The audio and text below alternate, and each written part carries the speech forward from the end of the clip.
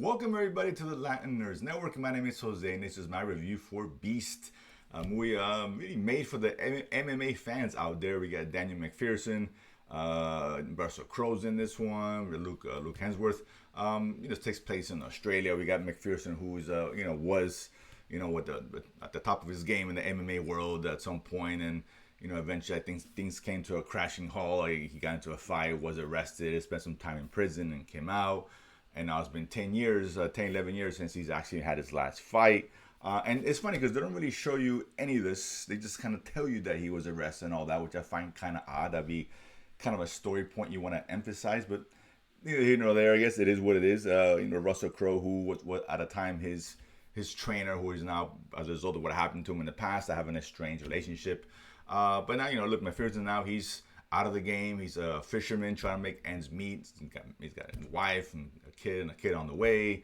He's scrounging for money. He's not doing very well, and I guess he gets coaxed back into the fighting world because at the end of the day, listen, he needs the cash, and why not fight someone who he beat many years ago, who's now at the top of the game in the MMA world, and who would just end up beating up McPherson's brother. So he's kind of have an excuse other than just the money. Of course, his wife doesn't want to fight and yada yada. Listen, this is your classic kind of sports movie, and these movies, they're not saying they're bad, but they have the certain tropes that they all go through, and this was no different. You know how this is going to end up, right? And some of the same tropes, and not wanting to fight, being brought back in. It's his wife doesn't want him to fight. He lies to her, yada yada yada. And at the end he's going to triumph. It is what these movies are, and there's nothing wrong with that.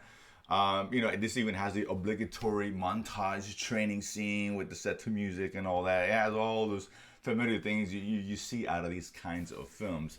As long as it's executed well, I guess it's okay. And this one overall is alright. It's fine. There's really nothing special here, nothing really different that makes it stand out from many other way better films. Warrior, Fighter are examples. Of this genre. It's one that you almost forget about the minute you walk out of the theater. It's really basic entertainment. I think if you're an MMA fan, you probably will get more out of it because you understand being in the fighting pit and what that means. And the fighting scenes are well done. It's only really a couple two big fight scenes, I guess, and they're well done. The drama's built well, and they are shot well. And I think it's an over-exaggeration in terms of the punishment they take, but it's that's kind of par for the course when it comes to any kind of action scene, any action movie. But they do a decent job of making you really root for the main character.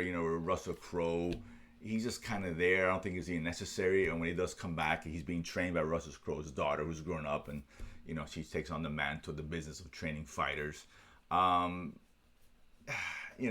villain is cookie cutter, standard stuff. Nothing that stands out, but it is mildly entertainment. I think the MMA fan is going to enjoy it to a certain degree, but it's not what I'm saying, guys. Go to the theaters. You can watch this at home, put on, in the background, doing other things. And, again, this movie's about a 2-hour runtime with scenes a bit long. There's a storyline with the brother, which maybe they could have cut out of the film and make this a little bit leaner and kind of get to the point, because we know what the point of the movie is. We don't need 2 hours to get there.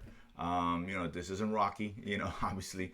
Nothing to that degree. It's just run-of-the-mill sports film, whatever, which is predictable all the way through the film. You know what's going to happen and what beats they are, particularly with the brother and whatnot. Which is why I'm saying you probably got to cut that out, and it really wouldn't change the film all that much for the most part. I get why you did it, and it's still effective, but at 2 hours for a movie like this is a bit much. So ultimately, listen, I mildly enjoyed it. Honestly, I don't think it's you're gonna forget about it in a week. It's one of those forgettable films that if you go watch it, you're not gonna regret it, I don't think. But at the same time, I'm not sure if you spend $15, $20 to go to movies to go watch it as well. There's one you can very well easily just put at home and get 2 hours and move on with your life at the end of the day. So Beast, you guys are gonna watch it? Let me know. Comment below. Let me know what you guys think. Maybe I'm nuts. Won't be the first time. Won't be the last time I hear that. And of course, if you haven't done so already, subscribe below and feed money to go to the movies and talk about it afterwards. See you guys next time.